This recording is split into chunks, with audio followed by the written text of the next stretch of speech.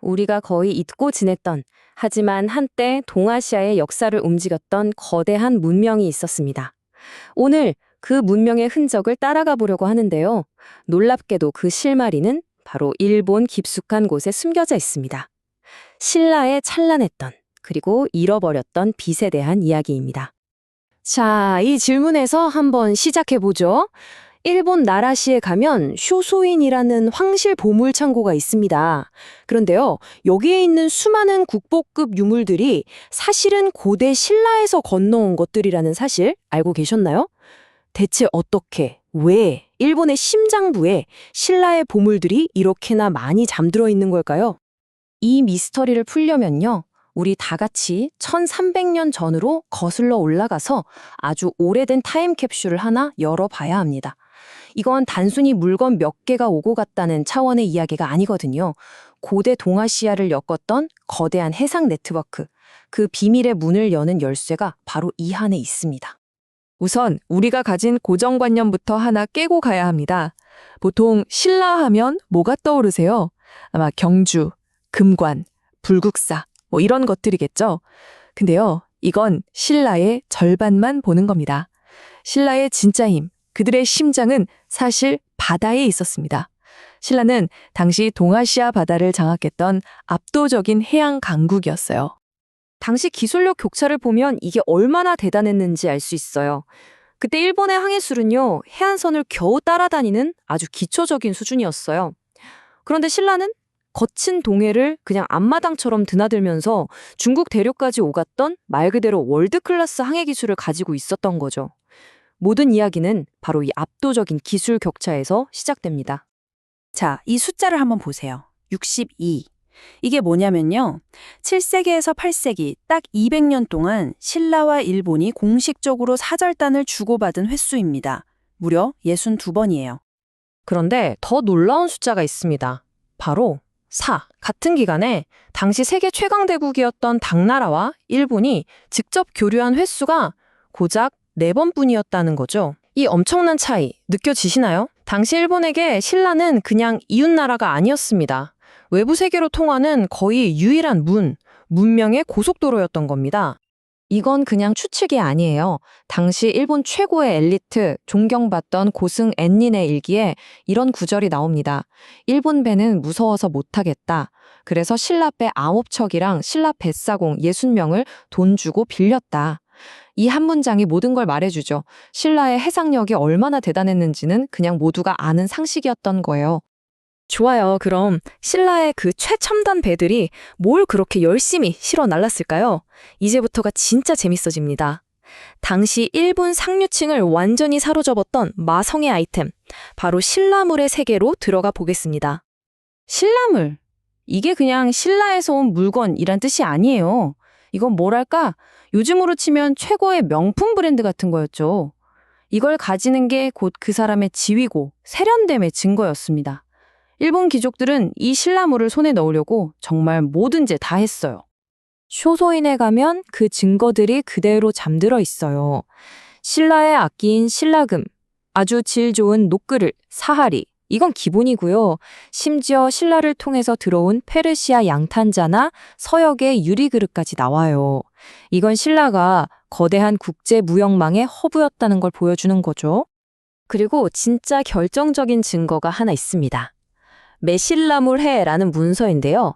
이게 뭐냐면 말 그대로 752년에 어떤 일본 귀족이 쓴 신라 물건 쇼핑 리스트예요. 진짜 장바구니죠. 여기 보면 인삼, 꿀, 그릇, 비단, 뭘 사고 싶었는지 아주 생생하게 적혀 있습니다. 1300년 전의 직구 목록인 셈입니다. 여기서 진짜 중요한 포인트가 있어요. 신라는 그냥 물건을 떼다 파는 중간 상인이 아니었다는 거예요. 그들의 방식은 이랬습니다. 첫째, 서역 같은 곳에서 최신 기술을 싹 흡수해요. 둘째, 그걸 그대로 베끼는 게 아니라 신라만의 디자인, 신라 스타일로 재창조합니다. 그리고 마지막으로 이걸 세계적인 명품으로 만들어서 일본 같은 곳에 수출하는 거죠. 단순한 무역이 아니라 혁신의 중심지였던 겁니다. 이 모든 놀라운 역사적 사실들 뒤에는요, 아주 오래되고 신비로운 이야기가 하나 숨어 있습니다. 어쩌면 이 모든 현상을 상징적으로 보여주는 하나의 전설이죠. 삼국유사에 나오는 이야기인데요. 아주 먼 옛날 서기 157년에 신라 동쪽 바닷가에 연호랑과 세오녀라는 부부가 살고 있었어요. 그런데 어느 날 정말 이상한 일이 벌어집니다. 연호랑이 바닷가에 있는 바위에 올라탔는데 갑자기 그 바위가 움직이더니 그를 태우고 바다를 건너 일본으로 가버린 거예요. 일본 사람들은 하늘에서 온 사람이라며 그를 왕으로 모셨고 남편을 찾아 나선 세오녀도 왕비가 됐죠. 바로 그 순간 신라에서는 해와 달이 빛을 잃어버립니다. 온 나라가 칠흑 같은 어둠에 잠긴 거죠. 나라가 발칵 뒤집혔습니다. 점술가는 해와 달의 정기를 품은 이들이 일본으로 떠났기 때문이라고 말하죠. 신라의 왕이 사신을 보내 제발 돌아와 달라고 했지만 연호랑은 이게 하늘의 뜻이라며 거절해요. 대신 아내인 세오녀가 직접 짠 아주 고운 비단을 주면서 이걸로 하늘에 제사를 지내보라고 합니다. 그리고 놀랍게도 그 비단으로 제사를 지내자마자 신라의 해와 달이 다시 빛을 되찾았다고 해요. 자, 어떠세요? 그냥 신기하고 재밌는 옛날 이야기 같죠? 하지만 정말 그게 다일까요? 한번 이렇게 생각해보면 어떨까요? 이 이야기가 혹시 한 나라의 가장 빛나는 문화와 기술, 그러니까 문명의 빛, 그 자체가 바다를 건너간 역사적 사실을 신화라는 형태로 기억하고 있는 건 아닐까요? 해와 달, 즉 나라의 빛이 사라졌다가 비단이라는 문화적 산물을 통해 돌아왔다는 것, 정말 의미심장하지 않나요? 이제 모든 퍼즐 조각이 맞춰지는 것 같습니다. 일본의 쇼소이는 바로 이 잃어버린 신라 역사를 그 찬란했던 문명의 빛을 고스란히 담고 있는 마치 비행기 사고의 비밀을 풀어주는 블랙박스 같은 곳인 거죠. 정말 아이러니한 일이에요. 그 기나긴 시간 동안 전쟁과 변화를 겪으면서 정작 우리나라에서는 다 사라져버린 신라의 흔적들, 심지어 당시 사람들이 어떻게 살았는지 보여주는 마을의 인구조사 문서 같은 것까지 일본의 황실 창고 안에 완벽하게 보존되어 있다는 사실이요. 덕분에 우리는 잃어버릴 뻔했던 우리 역사의 한 페이지를 들여다볼 수 있게 된 겁니다. 그리고 그 영향은 단순히 물건에만 머무르지 않았어요. 일본 황후가 시작한 가난한 사람들을 위한 목욕 봉사 문화, 일본 불교 예술의 기초, 그리고 심지어 지금도 일본에서 놋그릇을 사하리라고 부르는데 그게 바로 신라에서 온 그릇 이름이거든요. 백제의 예술도 마찬가지고요. 그들의 문화는 일본 사회 곳곳에 깊숙이 스며들어서 지금도 여전히 살아 숨쉬고 있는 겁니다. 결국 일본에 잠들어 있는 이 수많은 보물들이 우리에게 들려주는 이야기는 하나입니다.